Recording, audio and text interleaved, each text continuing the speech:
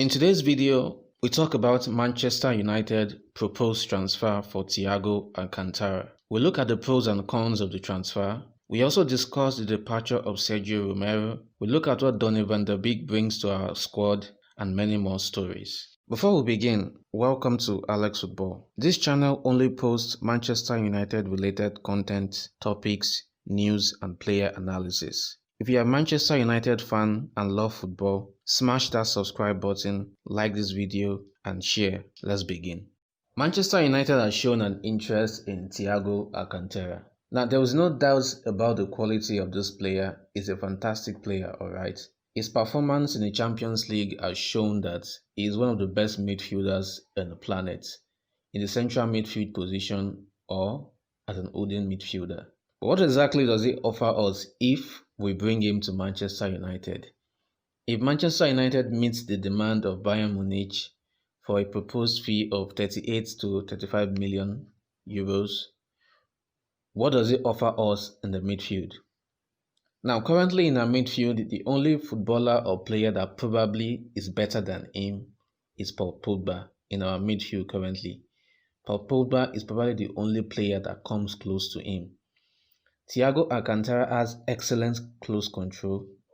His passing ability can only be rivaled by that of Paul Pogba.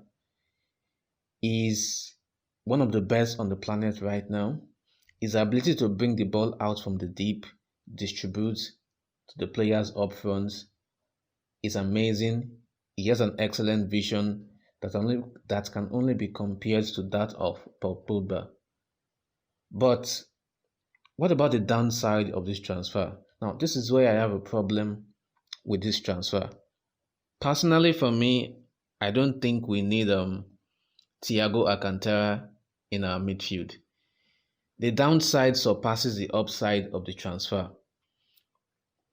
38 million euros doesn't seem much in terms of transfer fee, but given that there are still holes in certain areas of our squad, the 38 million euros can get us a better left back than the current ones we have. And let's not forget that the position is coming into our players. We have midfielders here that can do close to what he does, or a little bit better than what he does. Now, the first issue I have with the transfer of Thiago Alcantara is this. He is 29 years old. Thiago at the moment does not fit into the usual transfer plan Ole has been implementing in Manchester United at the moment. Since Ole took over at Manchester United, his usual transfer has been young, talented players and hungry players. Players that have an excellent resale value and players that are hungry and willing to die for the club on the pitch. That is why at times it might seem as if the way Manchester United move for players or it moves in the transfer market is a little bit slow. Only wants players that fits into his plan of young, talented players. And 29 years old is not young. 29 years old is an old player. At the moment, even if Manchester United does sign him, he will probably get maybe a 2 to 3 years contract. Not a 4 years, not a 5 years contract. Thiago is 29 years old at the moment. He does not fit into those mold of players. Will he be hungry to play for Manchester United? I can't say, because at the age of 29, he is more about cashing out on a big contract or a big allowance of fee at the end of the week. That is what he's majorly concerned about now. And let's not forget that Thiago Alcantara is prone to injury. If you check his injury record at Bayern Munich, it is not the best, to be honest. So do we really want a player that will probably be requesting for over £100,000 per week that is sort of injury prone in our midfield? How is that better than what we have currently in our midfield? So for me, the transfer of this guy raises a lot of questions. I know his performance in the Champions League was world class. There was no doubt about that. It is not as if Bayern doesn't want to retain him. Bayern simply cannot meet what he is asking for. And I know Manchester United has the resources. We have the money to meet his weekly wages, but Is it really worth it? Given that we just signed Donny van der Beek, is it really worth it? That means we have a midfield position, the older midfield position, where we have McTominay, we have Fred, we have Bruno Fernandes, we have Van der Beek, and we have Paul Pogba. So one of those players has to sit on the bench. Might probably make an argument that Fred should sit on the bench. What about Paul Pogba? What about Van der Beek, who partners in the midfield? His transfer raises more questions for me, to be honest. So if I were Ole, if I was Ed Woodward, I would not sanction the transfer of this young man. It brings too many questions to mind, and let's not forget that the position he plays is not the prettiest of all positions. He plays an holding midfield or a central midfield position. He is not the player that would probably say we can fix him because he would give us 10 goals at the end of the season or 15 assists at the end of the season. We are not expecting that kind of results for him. What he needs is somebody that will give us energy and commitment, and that will just bring the ball out from the deep and distribute efficiently well. That is basically what we need from him. It would be much better if we invested that money into a better defensive midfielder that can complement the aging legs of Nemanja Matic. That would be a better way to spend that money than investing it in Thiago Alcantara. For me, it is not the best transfer. It is like violating our transfer policy that we have been implementing so far since Ole came in. So I would not be in favor of this transfer. We still have Sancho deal to get over the line. We still need a decent left back. We still have a lot of players to sign in the midfield position also. A DM is still needed. We still need a centre back, which is very crucial because defense is when you use the league. It's a defense, a solid foundation and defense wins you the league. So personally for me, this deal is a no-no. Thiago for me is a player we can do without in our midfield. If we do not sign Thiago, there was nothing wrong with it. It will not cost us the Premier League, even if we are probably in contention for it, which I believe if we do not get a good centre back and Sancho, I still don't think we're in contention for the Premier League if Messi comes into the Manchester City squad. So us not getting Thiago does not take anything away from our midfield. Our midfield still counts for me as one of the top 4 midfield in the Premier League, with the likes of Van der Beek, Paul Pogba, Bruno Fernandes, Matic. It's an excellent midfield combo. So I don't think not signing Thiago Alcantara affects us in any way. Even so, I still believe that it is a PR move by Bayern Munich to get Liverpool to pay more money for him. Because for a while now, before United came into the picture, it seemed as if it was only Liverpool that was interested in a signature. Hence, Liverpool had no motivation or had no reason to push or pay more money for him. But now that Manchester United is into the picture, it might probably be the nudge on the back Liverpool needs to pay more money for this man. So for me, I still think it's a PR move by Bayern Munich to get more money for Liverpool. And even Liverpool are not willing to meet his weekly demands or his weekly wages. There are rumors circulating that Gini Wijnaldum is also leaving, which if he does leave, then Liverpool will not have more than enough reason to sign Thiago Alcantara. But for us, our midfield combo now, it's okay. We have a decent backup, a decent creative backup for Bruno Fernandes up front. So Bruno Fernandes will not be playing every game because after the post-lockdown, every game we played, Bruno was our creative hub. He was the magician, was the one hoping to make something happen. Now, Van der Beek is also an attacking midfielder, so it will bring a lot more. The impact of Van der Beek, for me, will be felt more than the impact of Thiago Alcantara in that midfield. We have decent players that can give us something close to that. So let's just work with that and improve other areas of the squad that needs serious improvements. E.g., the left back position needs massive improvement.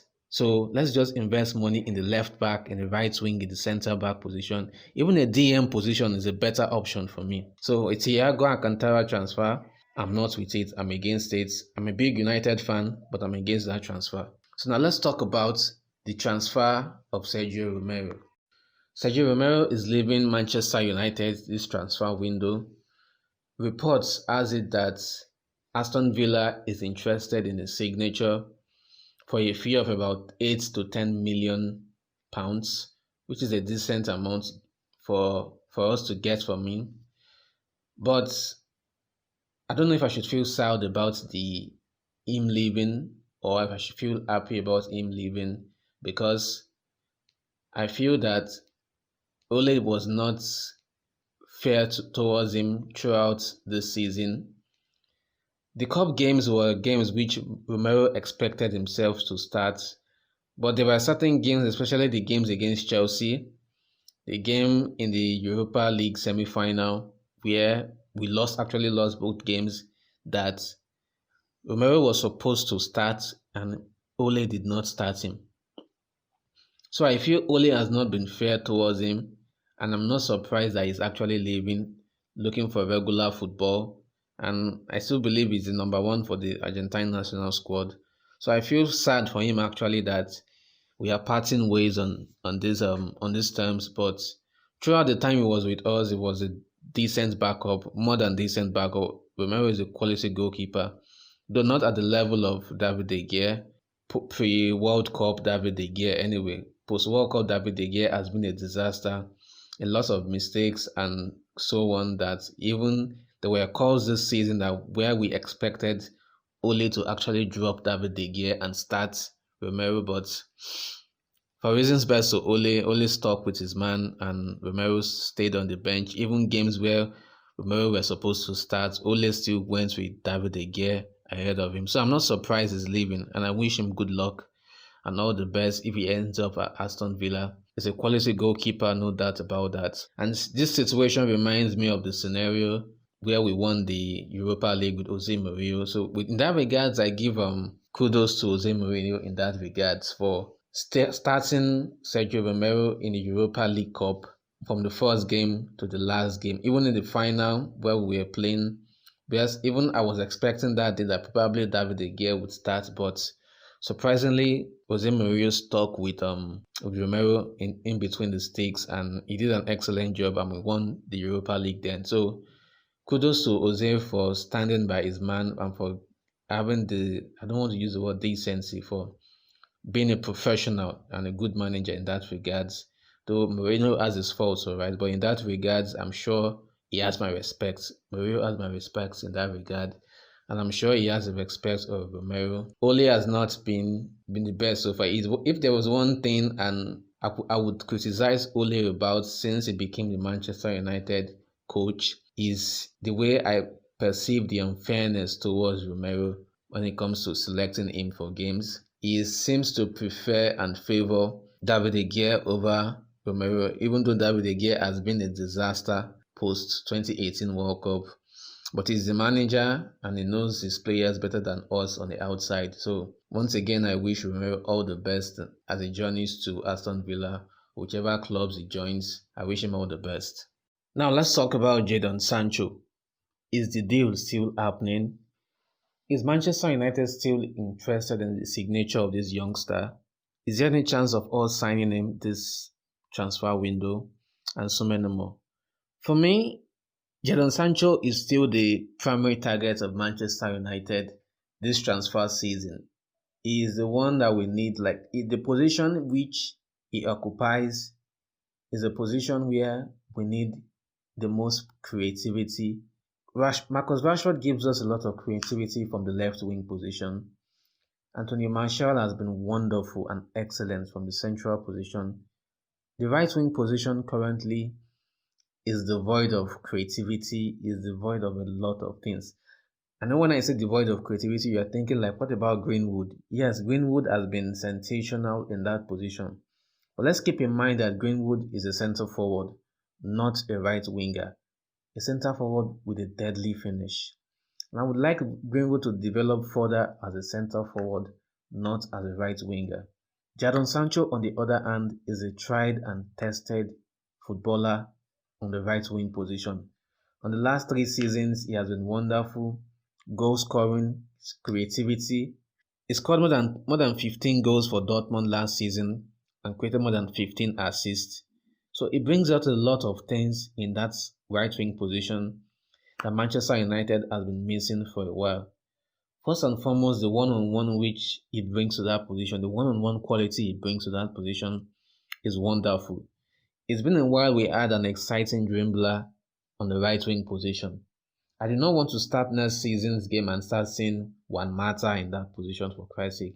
Juan Mata is an okay, given his age. Juan Mata is a decent player.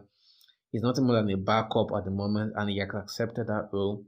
But seeing Mata in that position coming in for Greenwood, it would be very, very heartbreaking for me coming next season. So I do not want to see Mata in that position.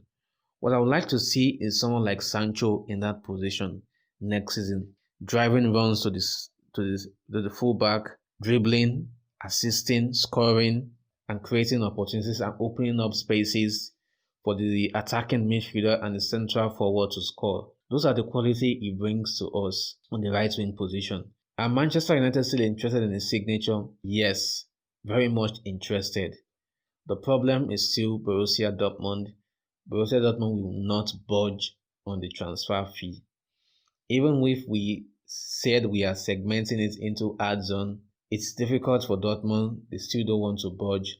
Getting Sancho to agree to the personal terms which we want from him personal terms is easy. Dortmund seems to be the stumbling block to this deal, and I'm not surprised. Dortmund has always been a hard club to negotiate with. They cashed out more than 100 million from the deal with Ousmane Dembele from Barcelona. They are used to cashing out a lot of money for exciting players. So I do not see them giving up Jadon Sancho for nothing less than 100 million. That is the worst case scenario. 100 million or and above. But Manchester United are still working on this deal, and I hope it can happen this transfer window, because it happening will put us in contention for trophies next season. It will put us in contention for trophies next season, because with him coming into that squad, I can see at least a player that can guarantee us 10 goals to 15 goals next season and at least 15 assists. So even if he's not scoring, somebody else is scoring. Probably Bruno Fernandes is scoring more. Van der Beek is scoring more. Greenwood is scoring more. Martial is scoring more. Probably Martial can be banging in 30 goals to 31 goals this coming season.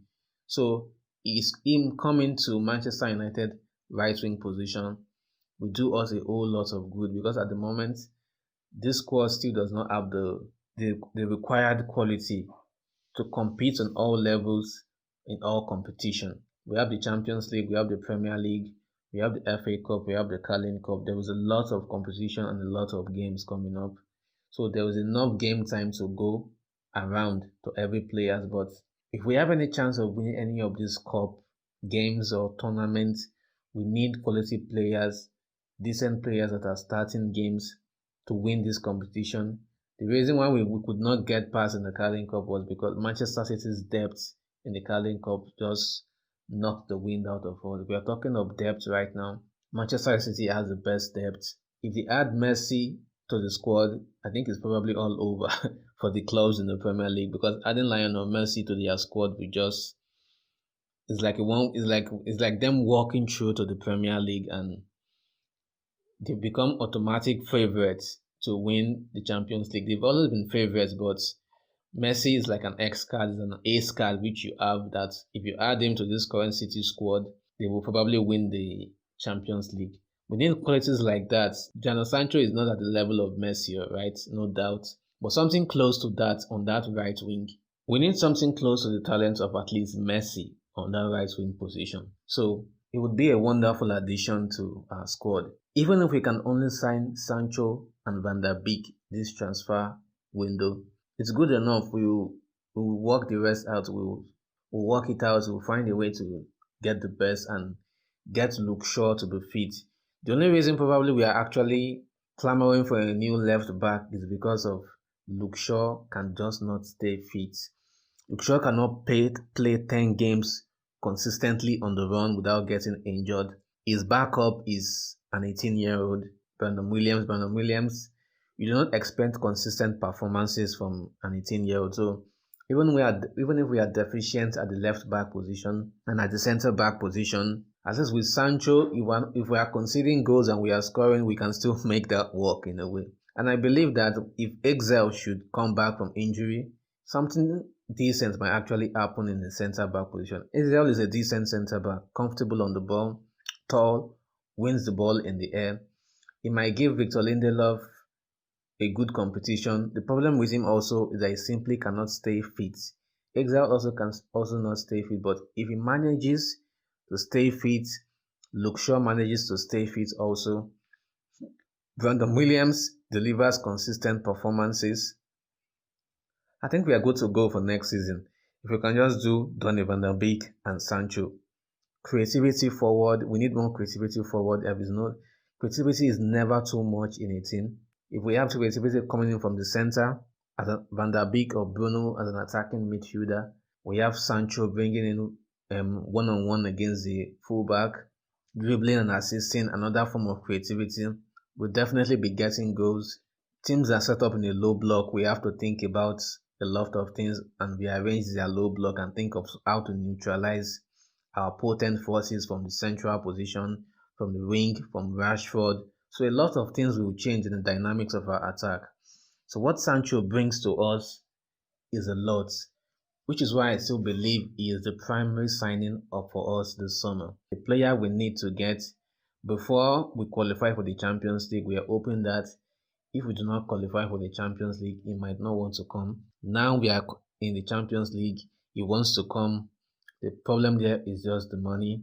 If I was Woodward, if I was Ole, I would just drop the money and let's get this player because he's young, he's hungry, he's talented, fits into our transfer plan. If there was one particular player I believe we should sign this season, there is no one else competing for a signature against us. We are not competing against Man City, against Liverpool. Madrid is not buying anyone. They are loaded on the wings already with quality young and exciting wingers. So we are the only one in the competition for his signature. And for now, I'm probably starting to think that probably that is why Woodward and Ole are a little bit or kind of dragging their feet on this particular transfer, because if we had competition from, let's say, Chelsea and Liverpool or Man City for a signature, we'll probably have coughed up the money by now and will have signed him. But because Manchester United seems to be the only club vying for the signature of Jadon Sancho, we are playing hardball. Borussia Dortmund is also playing hardball. But the truth is this, we need him more than we realize, because if we sign him, the right wing position is secured for the next 5 to 6 years. Remember, he is below 21, he's just 20. For the next 5 to 6 years, the right wing position is secured with creativity, talent, and an excellent dribbler. Wan-Bissaka does not have to do much attacking forward. All he has to do is allow Sancho wreak havoc up front, and we are good to go. So the right wing position is key to us having a better dynamics in attack and having more goals and creativity in this coming season.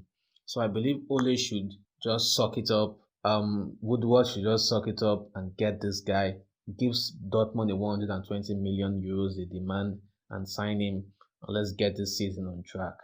Now, let's talk about Chris Smalling. Chris Smalling is departing Manchester United this season, officially and permanently. AS Roma is still interested in his signature. They've submitted a new bid for a signature. Hopefully the new bid matches the evaluation of Manchester United for a signature. But something else has just cropped into the transfer process. They are requesting Fred on loan also with an option to permanent the deal, which I think it's absolute bonkers. Actually, it's nonsense. We cannot loan out Fred. Our midfield is still not the best in the league, though we can still see as one of the best in the league with the addition of Van der Beek. But Fred will be an excellent backup, will be an excellent squad player in case one of them gets injured, in case Pogba gets injured or Van der Beek gets injured. And Fred, in the last 3 to 4 games before the season ended, had been deputizing for Nemanja Matic at the holding midfield position. So Fred can play a variety of positions and offers us a variety of quality in that midfield. So loaning Fred out is completely out of it for me. I do not see that happening. I do not see Woodward agreeing to such a deal. Neither do I see Ole allowing for that because it will leave us depleted in the midfield position. The season is long and tough. We are in all competitions. We're in the Premier League, we're in the Champions League, we're in the FA Cup, we're in the Carabao Cup. So 4 competitions. So I do not see that happening. As for Chris Smalling has been wonderful for Manchester United ever since he came. He has been a decent central defender, no doubt about that. He has been there for the wins, for the highs, and for the low. So I wish him all the best in on his journey if the deal becomes permanent to AS Roma. We loaned him there last season and he was amazing. He was excellent for Roma. He played a key role in plugging the holes in their defense for them in the Serie A last season. So I'm not surprised Roma wants to permanent the deal, which I sanction wholeheartedly. My legs, my arms are with the deal. We can let him go. He's above 20. He's above 29. He does not fit the our current transfer priority at the moment. We're all about young players at the moment. So Chris Smalling can go. There is no issue about that. And would Manchester United miss him? I don't think we would miss him actually. We are not going to miss Chris Smalling because last season he was not there with us and we did not miss his presence. So I don't think we are missing Chris Smalling. Exile, even if we did not sign a new centre back this season, Exile, hopefully he can stay fit. Will deputize. We have a lot of centre back. Let's not we see how Phil Jones here, unfortunately, and I see that unfortunately because Phil Jones is not one of the central defenders, one of the central defenders that we even use. Anyway, we just keep renewing his contract for God knows what reason we renews the guy's contract. So missing Chris Smalling is out of it. He has been a professional throughout the time he was at the club for the wins and for the lows. So I wish him all the best on the journey to AS Roma. If we not miss our evaluation of Chris Smalling, is welcome to go. We would not miss him. The entire Manchester United fan wish him the best on his journey to AS Roma. Now let's talk about Donny van der Beek, our first summer signing, our first transfer of this season, which I am extremely glad about. For me, what makes me so happy about this deal is the way we went about the deal. One moment, the entire Manchester United fans were murmuring, were complaining on Twitter, which was a valid moment, was a valid complaint. We're looking dull, we're looking lagged, we're looking lazy in the transfer market. Chelsea was buying almost. Chelsea just kept on buying. Manchester City was buying. Everybody was buying players. Yet we are just there on the transfer market. Suddenly, within the space of 48 hours, we submitted a bid for Van der Beek. Ajax accepted. He accepted the personal terms. Bam! The medical was done in Netherlands, and is officially a Manchester United player. I'm super excited the way we went about the deal. It shows that Ole is fully committed to the rejuvenation of this squad with young, exciting, talented, and hungry players. I'm not surprised that someone will say we are slow in the market. It's all about finding the right type of player. Gone are the days where we make big name signing. Oh, this guy has a big name, is reputable. We just drop the money and we sign. We don't do transfer like that again in Manchester United. Ole has came in and he has brought in a clear vision, a clear plan of the way we sign players. So I'm super excited about the signing of Donny van der Beek.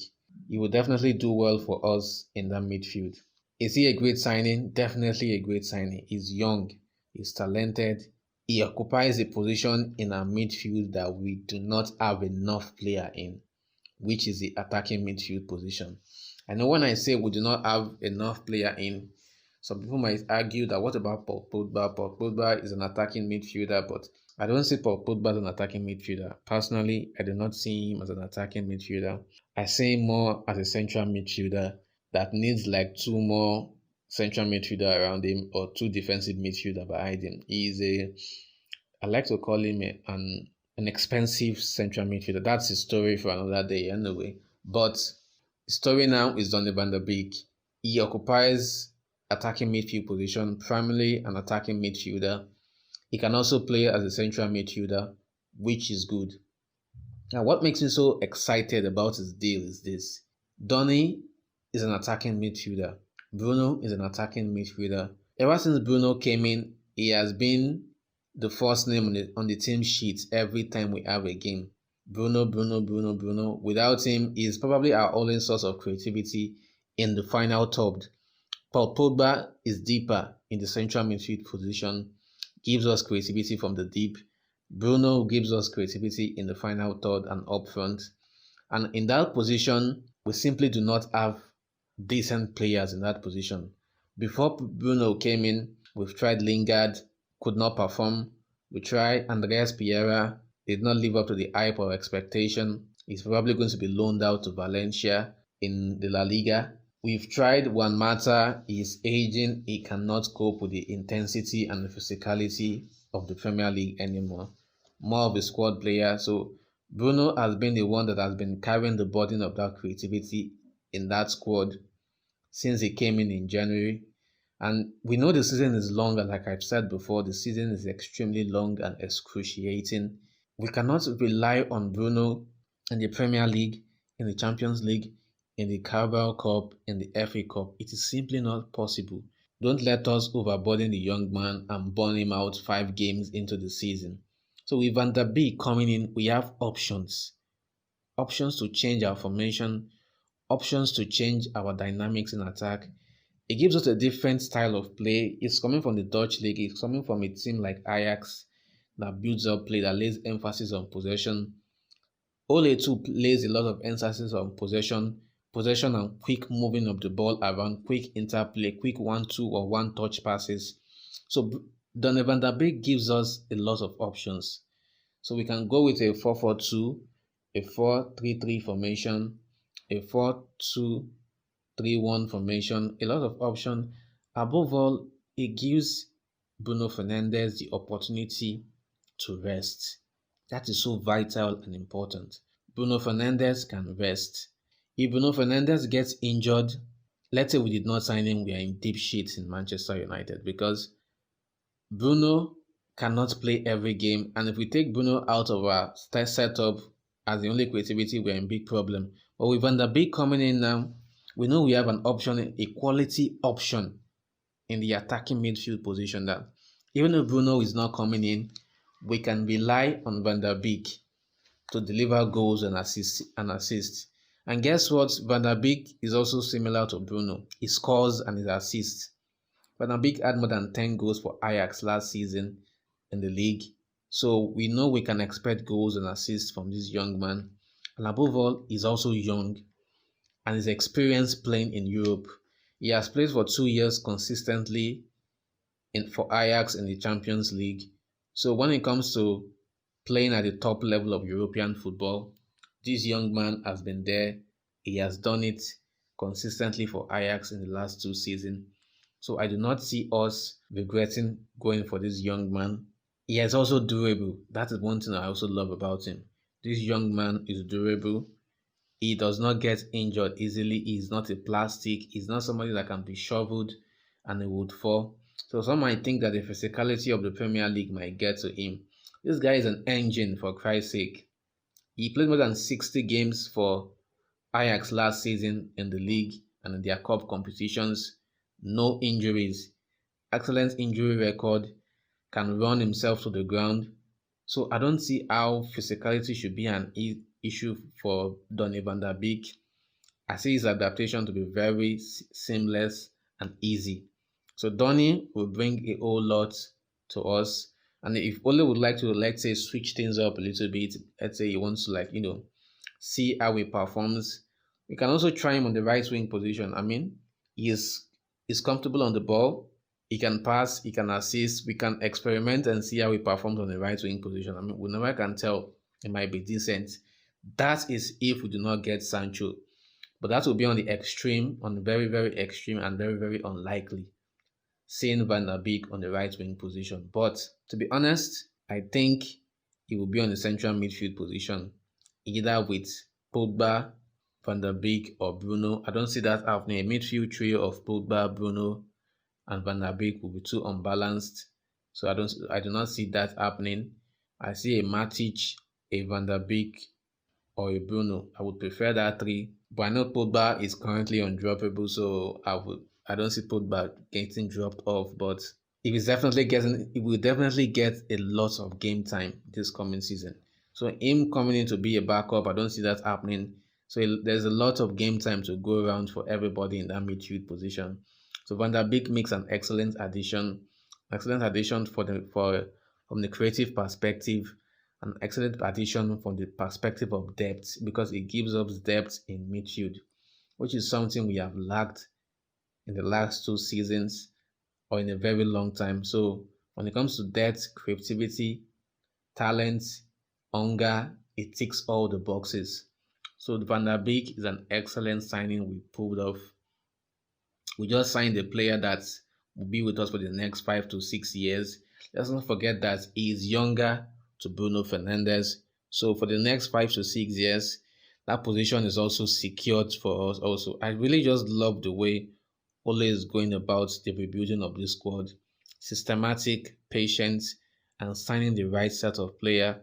Even if we do not win a trophy, which I hope that does not happen at all, but the rebuild has been slow. We have suffered, we've bled at certain moments of the season, last season, 2 seasons ago. But we are seeing progress. We are seeing progress in the kind of players we have been signing, players that are willing to play and are committed to the project. Not players that are coming here to just cash in on the salary, get money, lay back, then run away to another club. No, these are guys coming into that committed to the rebuilding of Manchester United.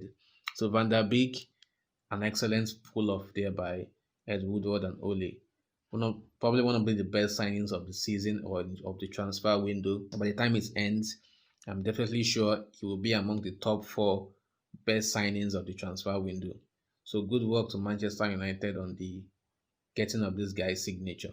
Now, can we win the Premier League this coming season? Can Manchester United win the Premier League this coming season? Personally, I don't think we can win the Premier League the way we are currently. If starting signings do not come in, I don't see us winning the Premier League. We might be in the top 4 again, but winning it's a totally different story.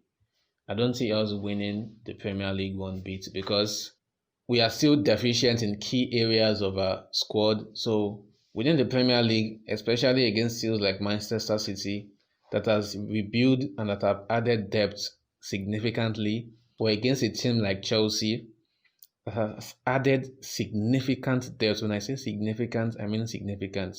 We all have seen what Chelsea has done in the transfer market. They have plugged in almost every hole in their squad from the left back position, adding the experience of a player like Thiago Silva to their central defense. Timo Werner, a player that scored about 30 goals for Leipzig last season. Hakim Ziyech, very creative player. They still have Pulisic, so there is a lot of quality in the Chelsea squad at the moment. So, given the way we are now at Manchester United, I don't see us having the strength to rival those guys that have made addition. Let's not forget that the champions of England, Premier League, Liverpool are still there. So there was a lot for us to do. But if we can get players like Jadon Sancho, add them to the right wing position, get a decent and a better left back, like of the likes of Sergio Romero, I think we have a chance. And most importantly, sign a centre back.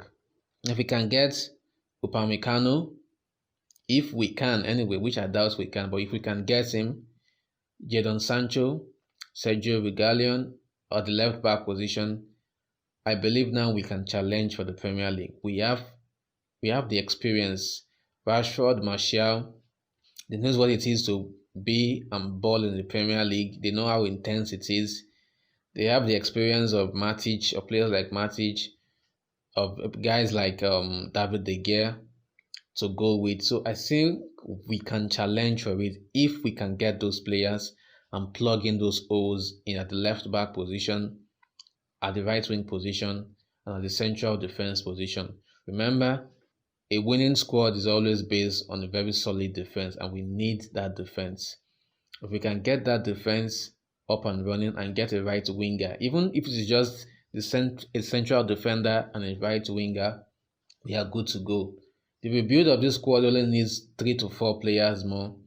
A player like Sancho, a left back, a central defender, and if we want to put the icing on the cake, sweeten the mouths of Manchester United fans, get a specialist defensive midfielder. Now that is a squad that is ready to conquer Europe. If we can get players in these 4 positions, forget it. We can officially challenge Manchester City, Liverpool, and Chelsea for the Premier League. We can go toe to toe with the best in Europe. Because during the Champions League last season, when I look at the Bayern squad, when Flick took off Ivan Perisic, he brought in Kingsley Coman, he brought in Coutinho. Look at the bench of Bayern Munich. A bench consisting of Kingsley Coman, Coutinho, Lucas Hernandez was still on that bench. So many quality players on the bench. Corentin Tolisso at the central midfield position. Look at the bench. That's a squad that has the capability to win Champions League, which I'm not surprised they won. We need a squad like that with so much depth, even on the bench. If we can have that even at the level of our first team, we can go a long way. We might not win, let's say, the Champions League because the players might get tired, but at least we get close to winning the Premier League or winning a trophy come next season. But do I see us challenging for the Premier League or winning the Premier League?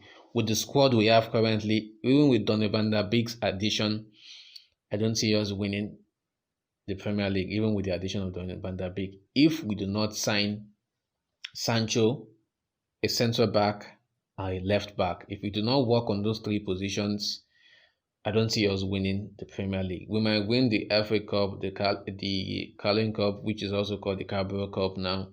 I don't see us even winning the Champions League with this current squad. But those cup competitions like the FA Cup, we might get close to the final and win it. But the Premier League, I don't see us winning it. We need to improve the squad.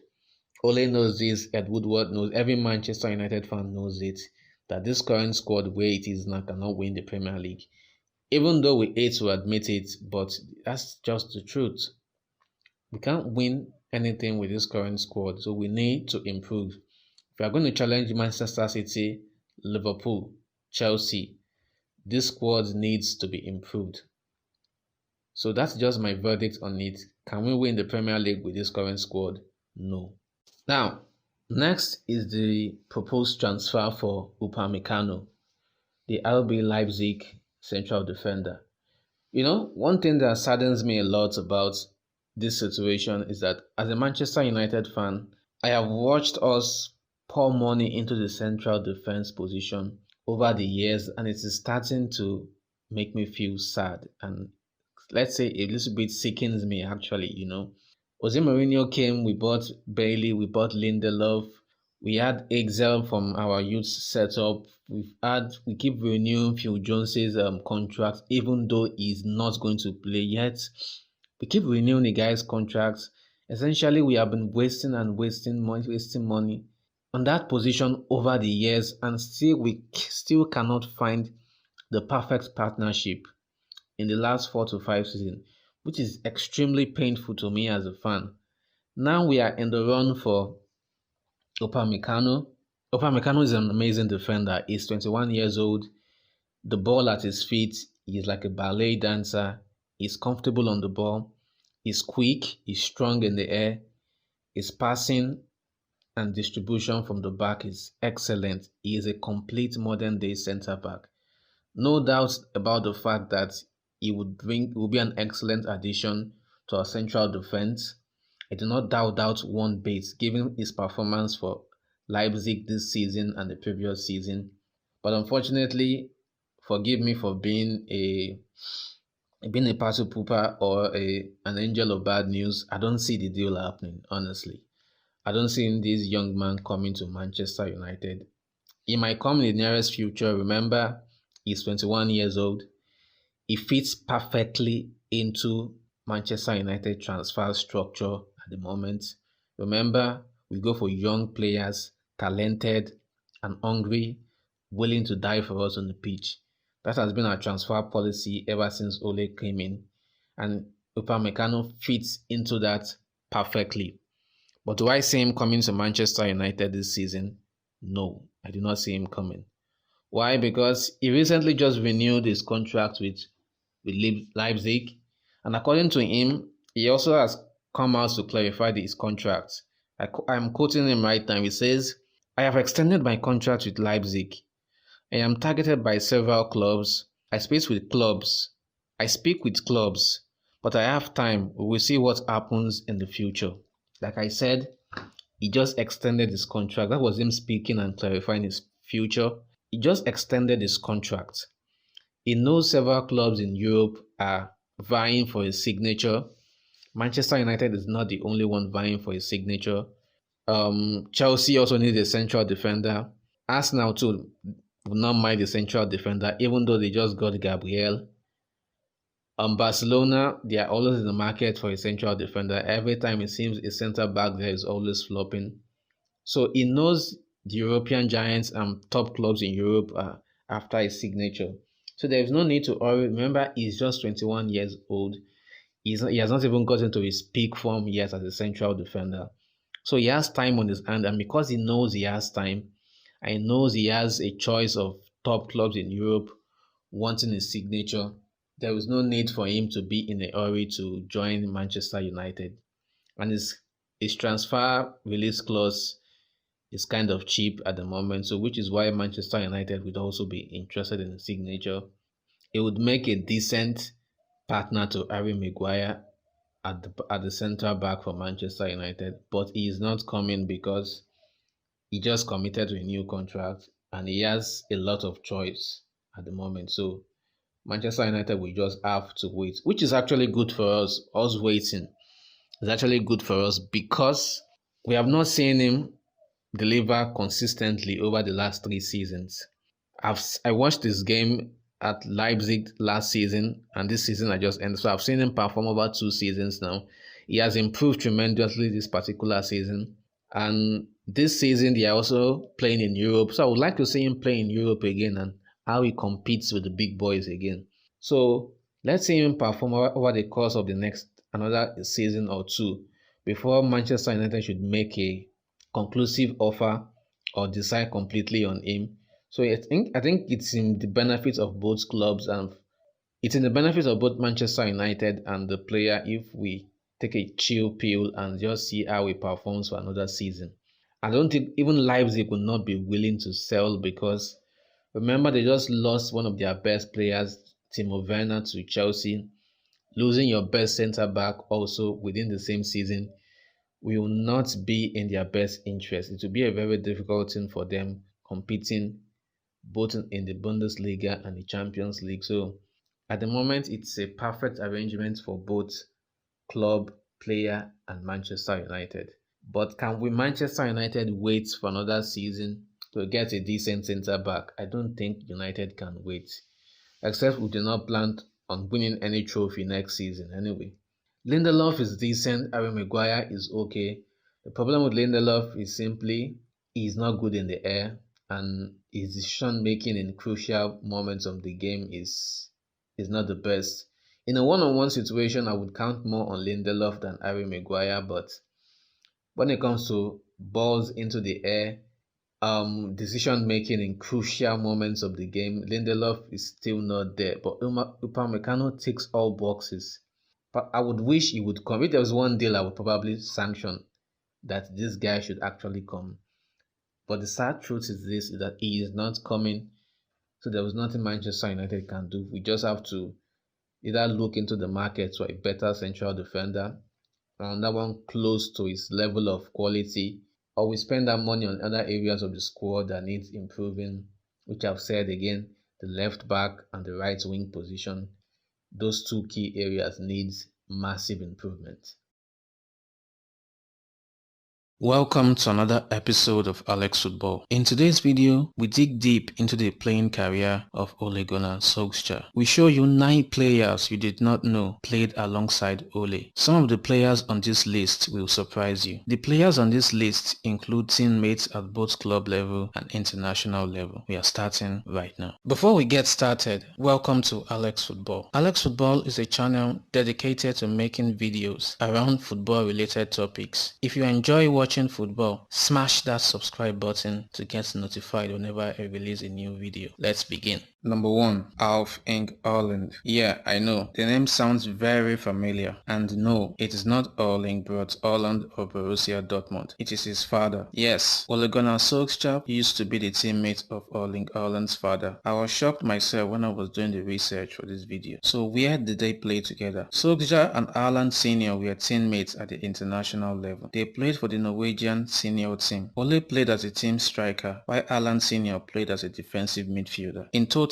they played 12 matches together, equaling 695 minutes of football. Out of the 12 matches they played together, they won 9 games and drew 3 games. Haaland Sr. retired in July 2013. He made 34 appearances for the Norwegian national team, scoring 0 goals. Number 2. Laurent Blanc. Wow, the list just got crazier. In case you forgot, Laurent Blanc is a former manager of PSG. He managed them between 2013 to 2016. During his playing days, he played as a central defender or sweeper defender. So where did 54-year-old Laurent Blanc and Ole Gunnar Solskjaer play together? They played together at Manchester United. Laurent Blanc joined Manchester United in the summer of 2001, replacing departing Jan Stam. Ole and Blanc played 63 matches together, equaling 3,640 minutes of football. They won 38 matches together, drew 12 matches and lost 13 games. After helping Manchester United secure the 2002-2003 Premier League title, he retired from football. He scored a total number of 4 goals for Manchester United. Number 3. Eric Djembaba. Djembaba is a Cameroonian professional footballer who played as a defensive midfielder throughout his playing career. He joined Manchester United in the summer of 2003, earning a dream move from Nantes FC in the League One. He played alongside Ole during the 2003-2004 season. He played a total of 7 matches alongside Ole Gunnar Solskjaer, equaling 400 minutes of football. In the 7 matches they played together, they won 5 and drew 2. Sir Alex Ferguson signed Djembaba because of his feisty and uncompromising tackling and work rate. Also because a replacement was needed for the aging Roy Keane. Unfortunately for Djembaba, he found it difficult to stay fit and sustain peak form over a period of time. 18 months later, he was sold to Aston Villa. Number 4. Thiago Forlan. Thiago Forlan is an Uruguayan professional football manager and former player who played as a forward for Manchester United. He is the manager of Peñarol in Uruguay. Thiago Forlan played alongside Ole from 2002 to 2004. He was a winter signing by Sir Alex Ferguson for the sum of £6.9 million on January 22, 2002. Ole Gunnar Solskjaer and Forlan played 53 matches together, equaling 1,854 minutes of football. They won 38 matches together, they lost 9 games together, and they drew 11 games. In the 2 seasons he was at Manchester United, he went on to make 63 appearances and scored 10 goals. Forlan retired from professional football on 7th August 2019, playing for Kichi FC in Hong Kong. Number 5. John Riise. John Riise is a Norwegian professional footballer who played as a left back and a left midfielder. He is well known for playing for Liverpool as a left midfielder. He was part of Liverpool's legendary Istanbul comeback team that won the 2004 and 2005 Champions League. He played alongside Ole at the international level. They played 27 matches together, equaling 1,862 minutes of football. They won 10 games, drew 8 games and lost 9 games. John Riise retired from professional football in 2017. John Riise is the most capped Norwegian footballer with 110 caps. Number 6. Louis Saha. Louis Saha is a French former professional footballer who played as a striker. He joined Manchester United midway through the 2003-2004 season for a fee of around £12.4 million. He played 20 games alongside Ole, equaling 780 minutes of football. They won 8 games together, drew 6 games and lost 4 games. Louis Saha spent 4 years at Manchester United, though injuries plagued his Old Trafford career. However, he did enjoy success with winning the Premier League twice and the 2007-2008 UEFA Champions League. He made 86 appearances for Manchester United, scoring 28 times. Number 7. Nick Butt. He needs no introduction. He is the head coach of Manchester United first team development. He played as a central midfielder and defensive midfielder. He made 189 appearances alongside Ole, equaling 9,426 minutes of football. They won 121 games together, lost 32 games and drew 36 games. Nicholas Butt won 8 Premier League titles with Manchester United and a Champions League medal. He made 270 appearances for Manchester United, scoring 21 goals. He retired May 1, 2011, playing China. Number 8. Cristiano Ronaldo. Yes, CR7, the one and only. It needs no further introduction. Ole Gunnar Solskjaer and Cristiano Ronaldo played together from 2003 to 2007. They played 32 games together, equaling 1,164 minutes of football. They won 19 games together, drew 4 games and lost 9 games. Ronaldo became Manchester United's first ever Portuguese player when he signed for them in the 2003-2004 season. His transfer fee of £12 million made him, at that time, the most expensive teenager in English football. He made 292 appearances for Manchester United, scoring 118 goals in total. Number 9. Michael Carrick. This list would be incomplete without mentioning Michael Carrick. Teammates as professional footballer. Now, as we all know, Michael Carrick is the current assistant manager to Ole. So, how did they fare playing together? They played 27 games together, equaling 1,065 minutes of football. They won 16 games together, drew 4 games and lost 7 games. Carrick played 464 games for Manchester United. He scored 23 goals and made 36 assists. Thanks for watching this video. Make sure you like the video and subscribe to the channel. I made a video about Mike Ashley, the current owner of Newcastle, titled 10 Things You Don't Know About Mike Ashley. Do check it out. See you in the next video. Have a great day. Recently, the CEO of Ajax, Edwin van der Sar, confirmed Manchester United interest in Donny van der Beek. With a market value of €55 million, this makes van der Beek cheapest of Manchester United's targets in attacking midfield and central midfield position. So what is the hold up to the deal? In today's video of Alex Football, we look at 2 key issues Manchester United need to resolve to sign Donny van der Beek. We are starting right now. Before we get started, welcome to Alex Football. Alex Football is a channel dedicated to making videos around football related topics. If you enjoy watching football, smash that subscribe button to get notified whenever I release a new video. Let's begin. There are 2 major issues Manchester United need to resolve to sign Donny van der Beek. Number 1, offloading fringe players. Number 2, playing time. Now let's start with offloading fringe players. Manchester United currently need a quality, top-notch attacking midfielder or central midfielder, which is why they are targeting Donny van der Beek. At the moment, they have players in that position that are not quality enough or not good enough. Players like Jesse Lingard and Andreas Pereira. Andreas Pereira, for instance, has been given a lot of opportunities this season to shine and live up to the hype and expectation about him. Unfortunately, he has not lived up to the hype nor the expectation. In one word, he is not Manchester United quality and is simply not good enough. Jesse Lingard, on the other hand, has performed below expectation this season. He also has not lived up to the expectations we expect from him, and he has performed woefully. On the other hand, Jesse Lingard is also 27 years old at the moment. He is getting old. Manchester United need to offload Jesse Lingard now that he still has a good resale value. So for Donny van der Beek to come in at Manchester United, Man United need to sort out the future of these fringe players like Andreas Pereira and Jesse Lingard to free up space for him so he can play. Another important thing Man United need to sell off these fringe players is this: the funds. The world of football has been hit by coronavirus. Like it or not, Manchester United too is also affected by this economic hit.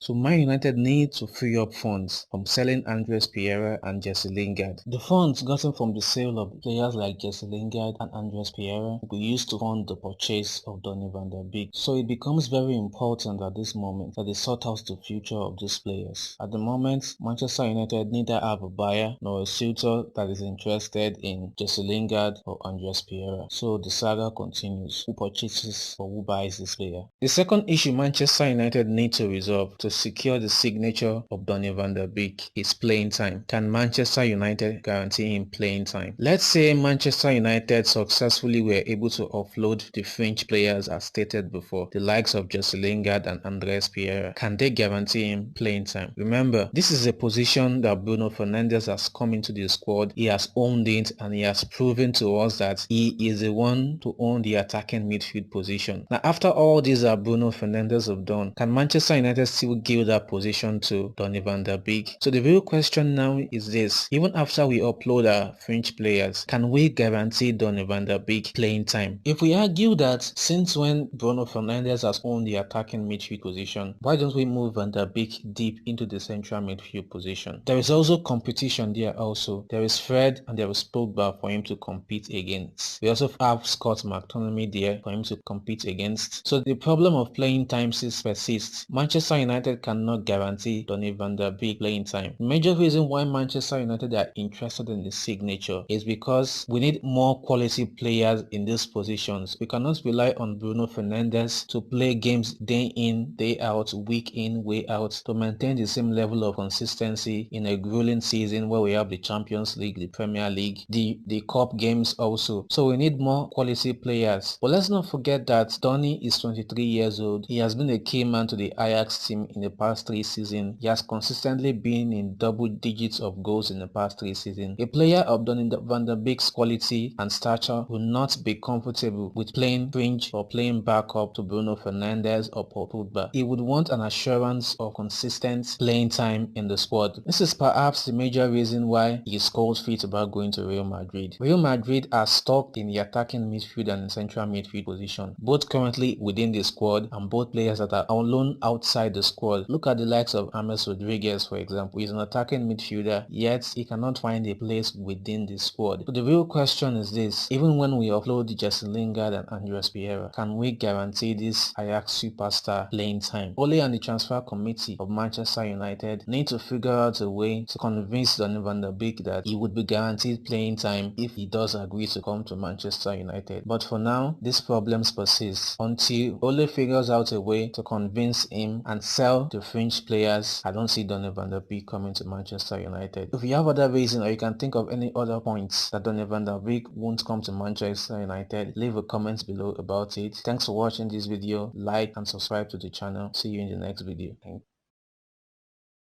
Paul Pogba is back. In the last 2 games against Sheffield United and Norwich, he has been phenomenal. He has been another source of creativity and drive for the team going forward. But can he do more? Will Manchester United fans ever get to see the constant world-class Paul Pogba of Juventus or the FIFA 2018 World Cup Paul Pogba of France? Can Ole unleash his true potentials? Today on Alex Football, I want to talk about how Ole can unleash the true potentials of Paul Pogba by signing a young, aggressive, ball-playing defensive midfielder or holding midfielder. Let's begin. Before we get started, welcome to Alex Football. Alex Football is a channel dedicated to making videos around football related topics. If you enjoy watching football, smash that subscribe button to get notified whenever I release a new video. Let's begin. To understand how a specialist aggressive midfielder will unleash the talents of Paul Pogba, let us take a step back and analyze Paul Pogba's best days at Juventus and France, respectively. Paul played under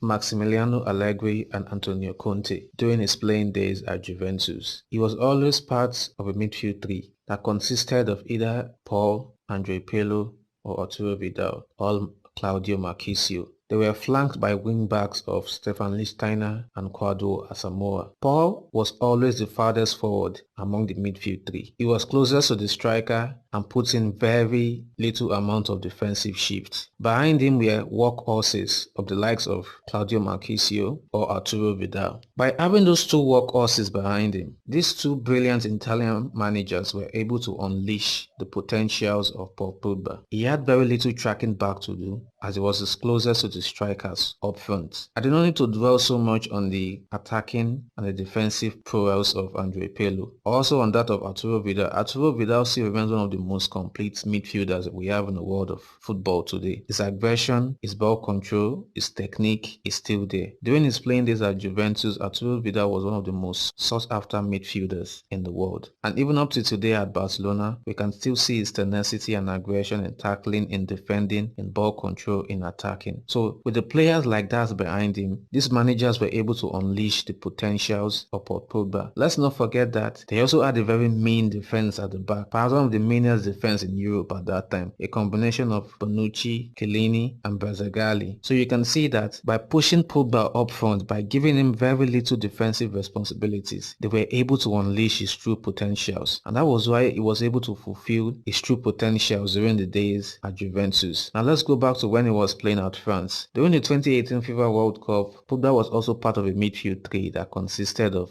Blaise Matuidi, N'Golo Kante and Pogba. We all know the qualities of Kante. Having Kante at the base of your midfield is like having two defensive midfielders. His work rate, his tenacity, his passion, his tackling is out of this world. Same thing applies to Blaise Matuidi. Matuidi is an excellent midfielder. His work rate is just as top-notch as that of Kante. Then we have Pogba in midfield, who was responsible for orchestrating and moving the ball forward. It was a creative spark, the glue that held the midfield together, the link between the midfield and the attack. But behind him also there were two workhorses in the likes of Kante and Matuidi, which allowed him to unleash his true potential. Didier Deschamps also took a play from the playbook of these Italian managers when he played at Juventus, and this allowed the French coach to unleash his true potentials of Pogba. Now in both scenarios, both at France and at Juventus, we realized that he always had two workhorses behind him doing the dirty job. He only had to focus on unleashing his attacking prowess on the opposition defenses, connecting, being the link in the final third, being the creative spark in the final third for the attackers, being the guy that makes the late run into the box, shooting, crossing, creating, weaving past the opposition defenses, but never worrying about the defensive shift he has to put in, because he had the workhorses behind him. He also had a mean defense behind him. Now these are players which Ole has to take from and look for a way to unleash the potentials of Pogba, which brings me to the idea that Ole needs to sign a specialist defensive midfielder. Currently the Manchester United squad have a specialist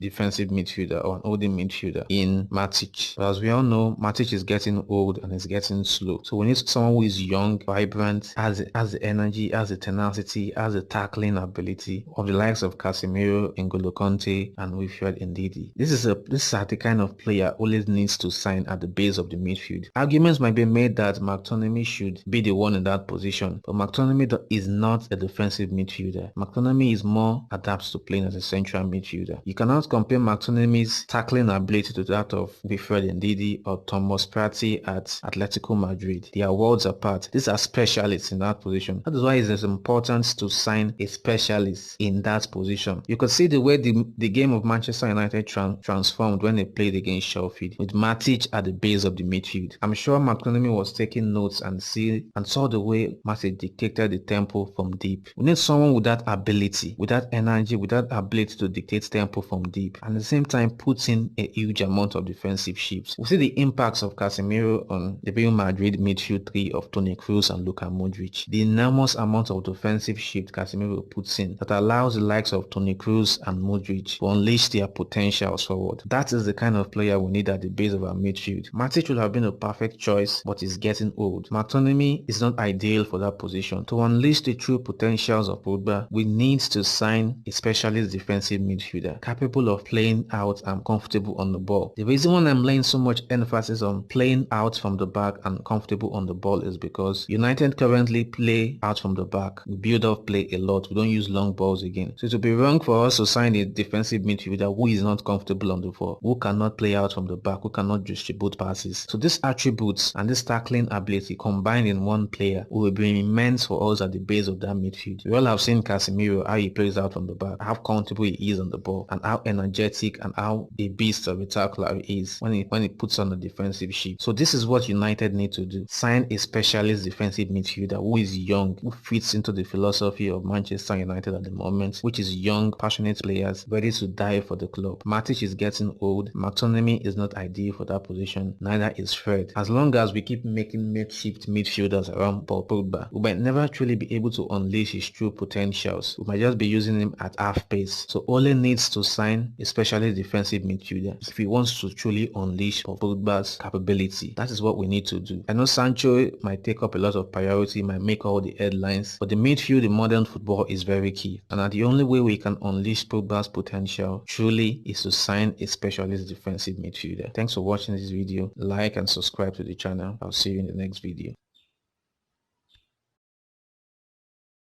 African footballers have usually been successful in Europe. With monster paychecks every week, most of them have become millionaires in less than a year. In today's episode of Alex Football, we'll look at the top 8 richest African footballer in Africa. We are starting right now.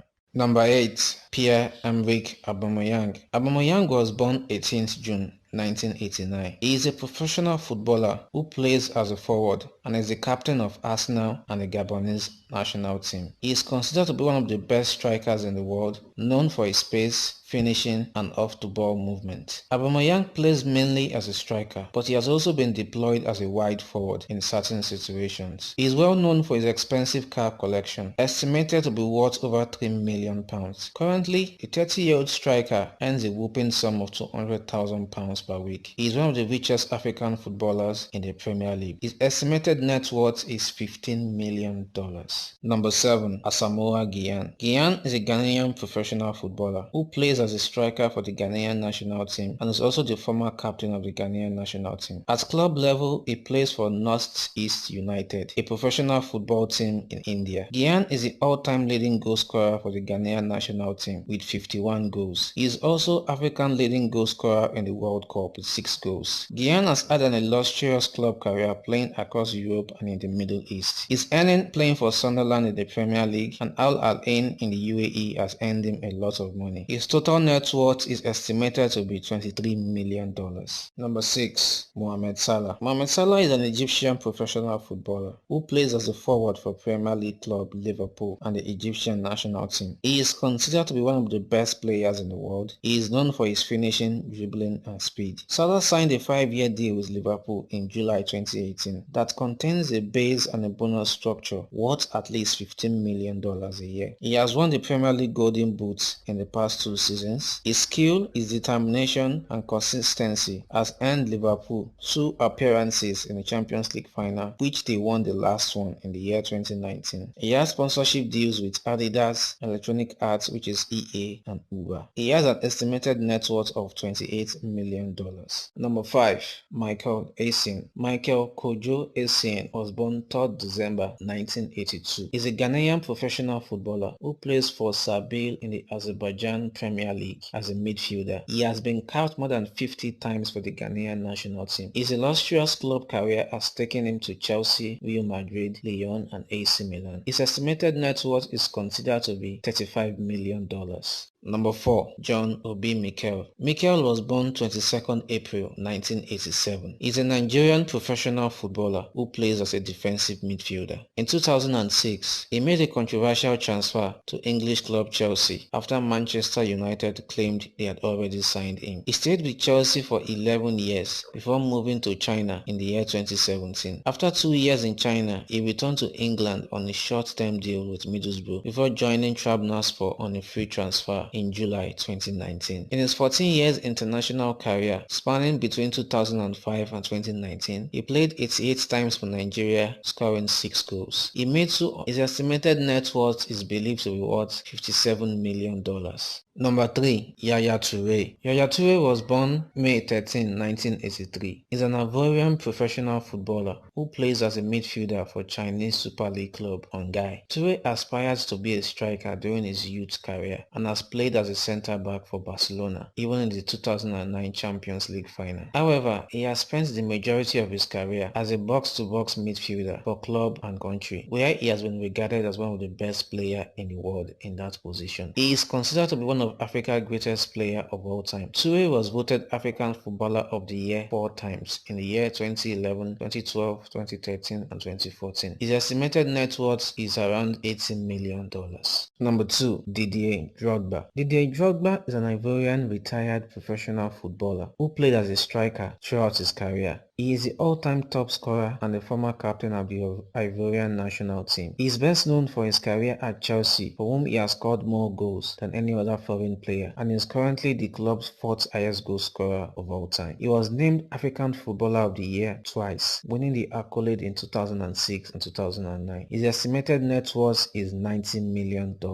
Number 1. Samuel Eto'o. Samuel Eto'o is a Cameroonian retired professional footballer who played as a striker all through his entire career. Eto'o is the most decorated African player of all time and he is a 4-time winner of the African Player of the Year award. He became the record holder for the most number of appearances by an African player in the La Liga. He is the second player in the Champions League history to score in 2 successive finals. As of 2020, Samuel Eto'o's net worth is believed to be around $95 million.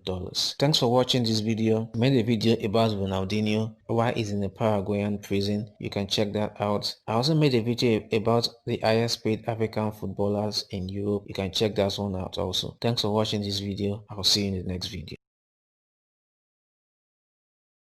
In today's video, we examine the prospecting Newcastle owners, who they are, the moral ramification of the deal, and why there was a public outcry for the deal not to be sanctioned by the Premier League. Stick around for an in-depth analysis of the Newcastle takeover. We are starting right now. Before we get started, welcome to Alex Football. Alex Football is a channel dedicated to making videos around football related topics. If you enjoy watching football, smash that subscribe button to get notified whenever I release a new video. Let's begin. We begin with who they are. The days of Mike Ashley, the beer-loving self-made billionaire, is coming to an end at Newcastle. Something every Newcastle fan is jubilating about, which is not surprising given his litany of offences. From the club being relegated twice, renaming the stadium to Sports Director Arena from St. James's Park, and very little or no investment in the club, thereby reducing the club to nothingness. Incoming are the Public Investment Fund, also called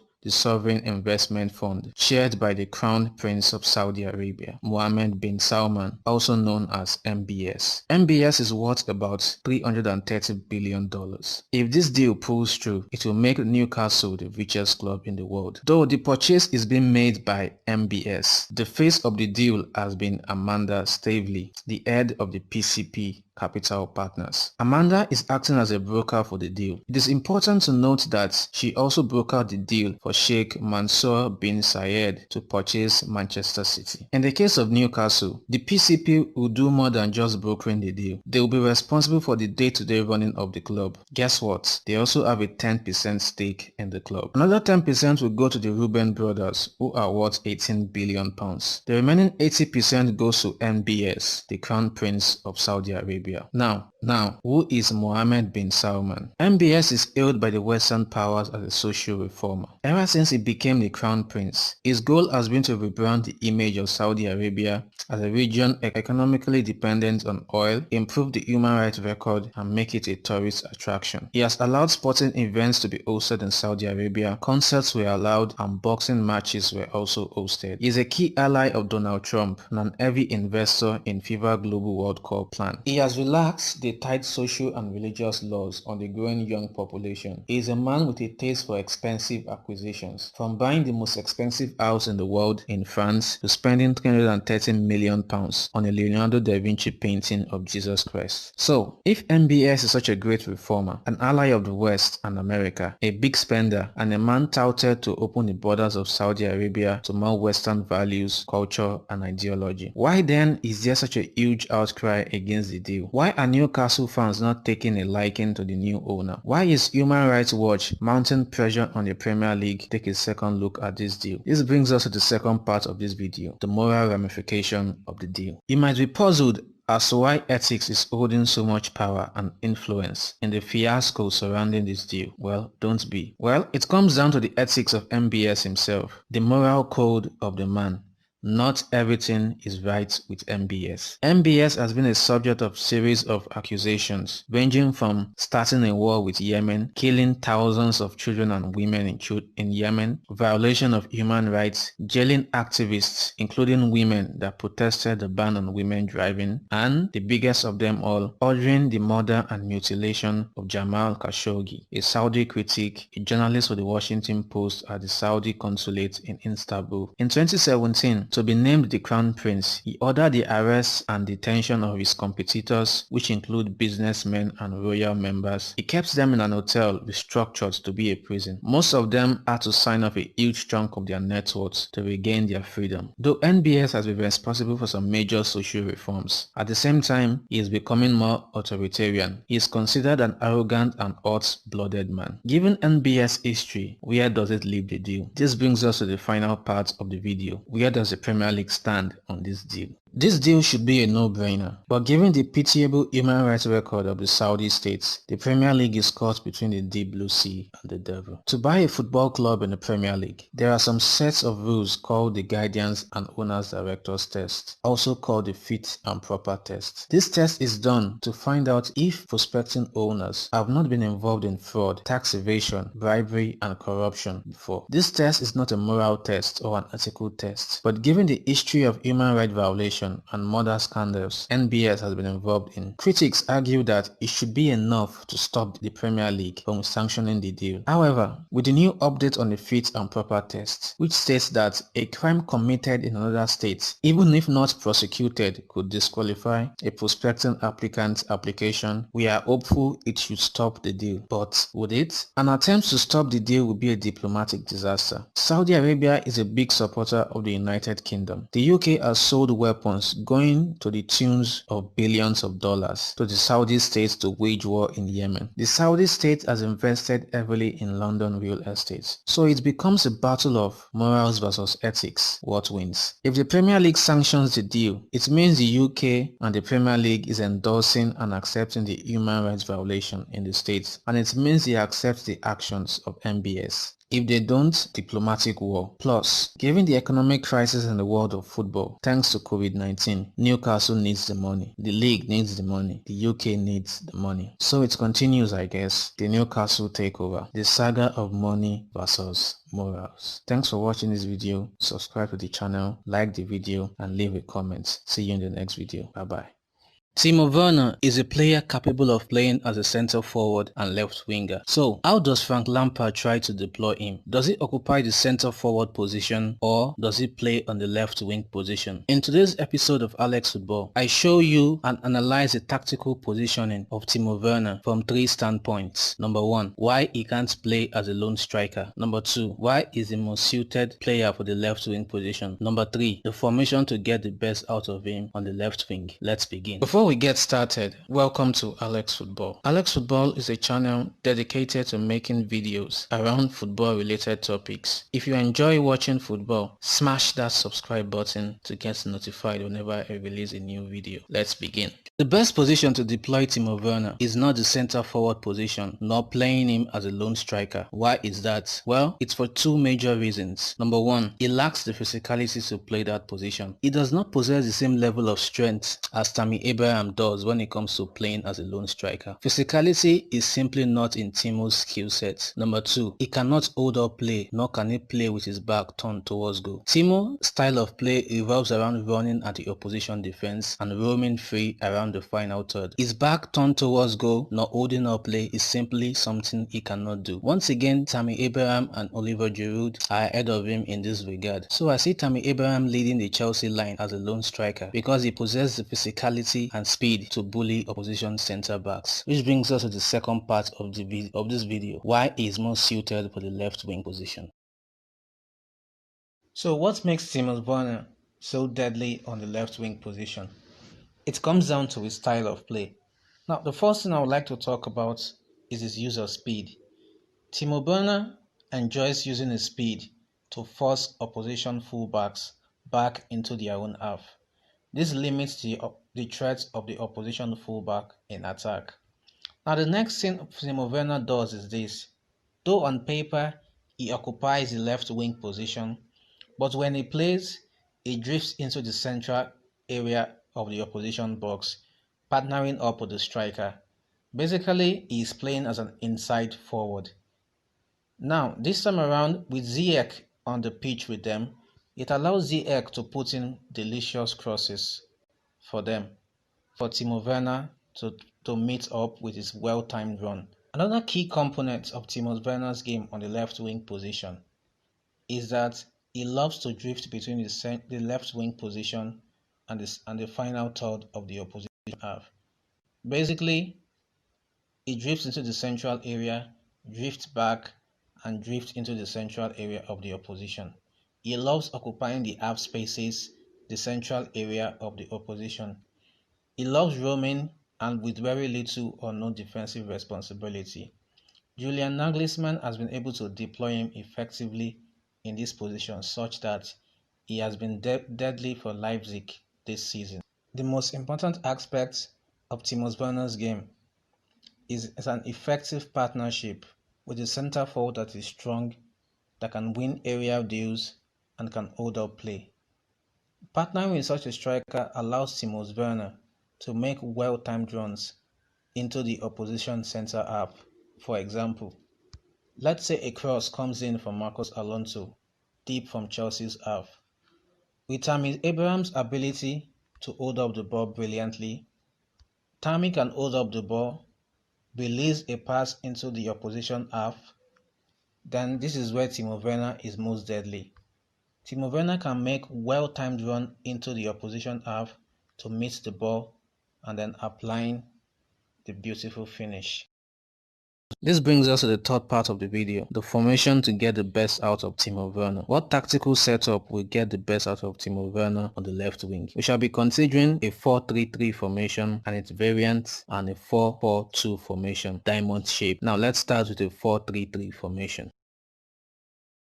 Using a 4-3-3 formation, how does Chelsea utilize Timo Werner? Like I said before, Timo Werner on paper occupies the left wing position, but he never really stays there. He's always drifting into the central position, playing like a striker. At the same time, Tammy Abraham will be occupying the central position. Now, this gives Chelsea numerical advantage within the opposition box, such that when Ziyech makes crosses into the box, Chelsea have good numbers of players in the position. Now, from a defensive standpoint, how does Chelsea survive this? Because remember, Timo Werner loves to roam around these spaces here. This is where he loves to roam around. At the same time, he does not have much defensive responsibility because he loves to roam around. So what Chelsea can do is this. Mason Mount will move to the left-hand side of the attack, providing width to the left-hand side of the attack. He occupies this position and provides width to the left-hand side of the attack. Then Marcos Alonso moves to the halfway line, providing defensive cover to the left-hand side of the attack. What Jorginho and Conte then do is move upward, creating a double pivot along the center of the pitch. They create a double pivot around there. Then Reece James too also moves to the halfway line, providing defensive cover along the center of the pitch. Then Zuma and Rudiger moves up, maintaining Chelsea's high press. That is one way Frank Lampard can use Timo Werner on the left-hand side of the attack. Another method Chelsea can deploy Timo Werner within a 4-3-3 setup is this.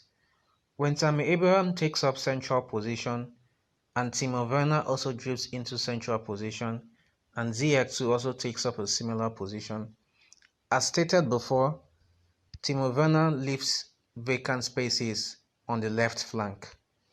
This time around, instead of having a central midfielder occupying those vacated spaces, What we can have is Marcos Alonso or any other left fullback moving upward to support the attack on the left hand side of the attack. BC James too also does the same thing on the right hand side of the attack. Now, for the defensive cover of this formation, the central midfielders will be covering the wide areas in case Chelsea lose the ball and when Chelsea are in transition. This time around, you will notice that we are using Mateo Kovacic, not Mason Mount. Why? Mateo Kovacic is a more defensive-minded player. He will give better cover to Chelsea in transition. The centre backs to also move forward, maintaining Chelsea's eye line. Another formation Chelsea can deploy Timo Werner is a 4-4-2 diamond-shaped formation. Now the problem with this formation, if Chelsea decide to use it, is this. Players like Mason Mount and Callum Hudson-Odoi will be left on the bench. At the same time, another problem with this formation is this. Is that Ziyech will be occupying a 10 position, playing behind the two strikers. But Ziyech is most effective on the right hand side of the attack, dropping in crosses for the centre forward to tap in or head in. So I would not really advise this formation. But on the other hand, it gives Tammy Abraham a very good partner up front to lay the ball down for him to score. But this formation does not play to the strengths of Chelsea, to the strengths of players like Ziyech and Timo Werner, especially a player like Ziyech that loves to operate on the flanks. But Chelsea have the midfielders to play this formation, but it takes away quality players like Mason Mount and Hudson-Odoi. Which formation gets the best out of Timo Werner at Chelsea? I believe the 4-3-3 setup will get the best out of him. For one major reason. One, it gets the best also out of Ziyech. How? When Timo Werner drifts into central position, so does Tammy Abraham. Ziyech too moves into the right hand side position. Now, if you're familiar with the way Ziyech plays, Ziyech has a signature lofted high pass into the central position for the left winger to meet. In the case of Chelsea, the person that will be meeting these crosses from Ziyech will be Timo Werner. Timo Werner has the ability to make well-timed runs into the central area of the pitch. Alright?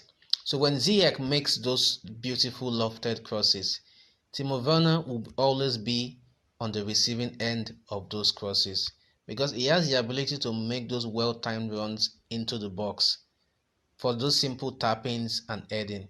So if Ziyech and Tammy Abraham can make excellent connection on the left and on the right, Chelsea will benefit immensely from playing Timo Werner on the left-hand side of the attack.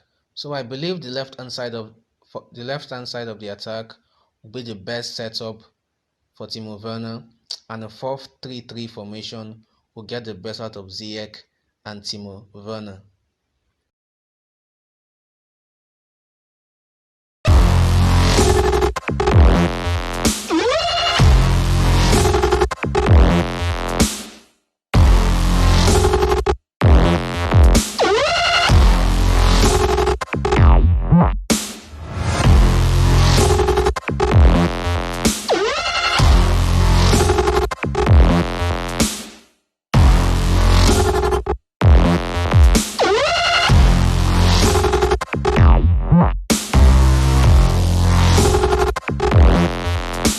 Conclusion: Timo Werner is a prolific goal scorer. The quicker he adapts to the English Premier League, the quicker he can hit the ground running. I see Timo Werner being a success at Chelsea. Don't forget to like this video and subscribe to the channel. See you in the next video.